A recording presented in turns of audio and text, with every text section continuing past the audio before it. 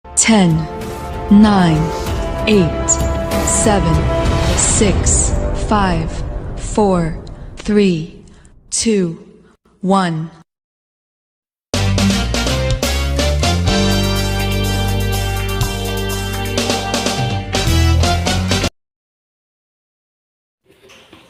Pemecahan masalah dan tinjauan keputusan. Sifat dan karakteristik pengambilan keputusan buku. Jenis-jenis keputusan. Kebutuhan informasi dalam pengambilan keputusan. Selanjutnya adalah tahapan pemecahan masalah. Pertama, progres pengambilan keputusan. Kedua, pendekatan rasional. Ketiga, identifikasi masalah. Keempat, jenis keputusan. Kelima, alternatif yang dihasilkan. Keenam, pemilihan alternatif. Ketujuh, penerapan rencana. Kedelapan, pengendalian. Kesembilan, pendekatan personal. Dan kesepuluh, pendekatan praktis. Perbedaan masalah vs gejala. Seorang mengambil keputusan perlu mengetahui perbedaan masalah vs gejala dari suatu masalah. Hal ini diperlukan untuk dilakukan agar kita dapat menyelesaikan permasalahan yang sesungguhnya bukanlah gejala. Gejala simptom sendiri dapat diartikan kondisi yang dihasilkan atas masalah. Seorang manajer harus teliti sehingga tidak melihat gejala melainkan masalah. Pendekatan sistem bagi pengambil. Yang pertama, sistem pendukung keputusan DSS. Yang kedua, sistem pendukung eksklusif ISS. Dan yang ketiga, sistem pendukung keputusan kelompok DSS. Pengertian DSS atau Decision Support System atau yang lebih dikenal dengan sistem pendukung keputusan adalah sistem yang memungkinkan pengambilan keputusan berdasarkan data dan analisis. DSS membantu manajer dalam menganalisis informasi yang kompleks untuk menentukan keputusan terbaik. Manfaat DSS antara lain yaitu peningkatan keputusan. DSS memungkinkan pengambilan keputusan yang lebih tepat dan efisien, membantu organisasi untuk mencapai tujuan mereka dengan lebih baik.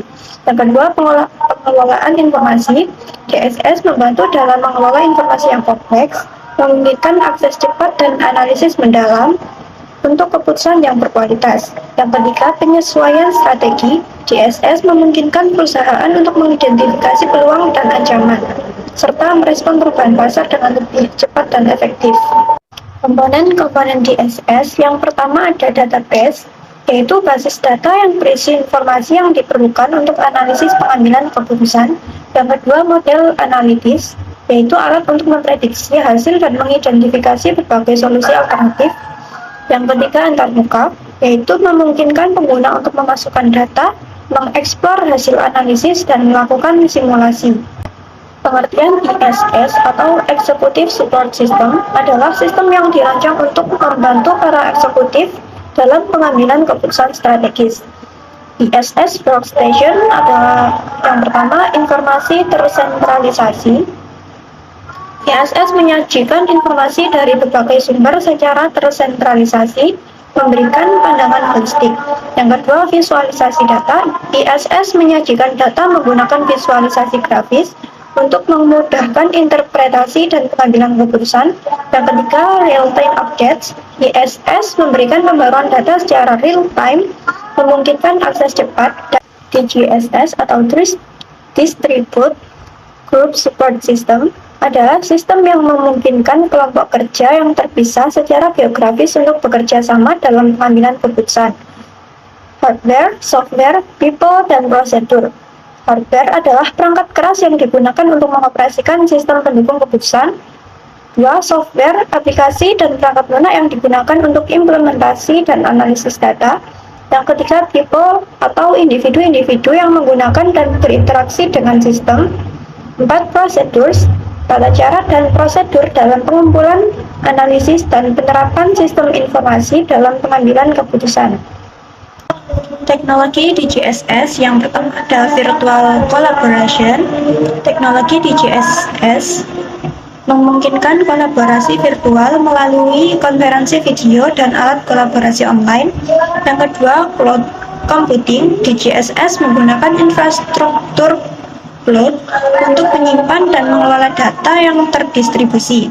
Yang ketiga, ada integritas alat keputusan. Di GSS memanfaatkan berbagai alat keputusan terkini untuk mendukung analisis dan pengambilan keputusan kelompok.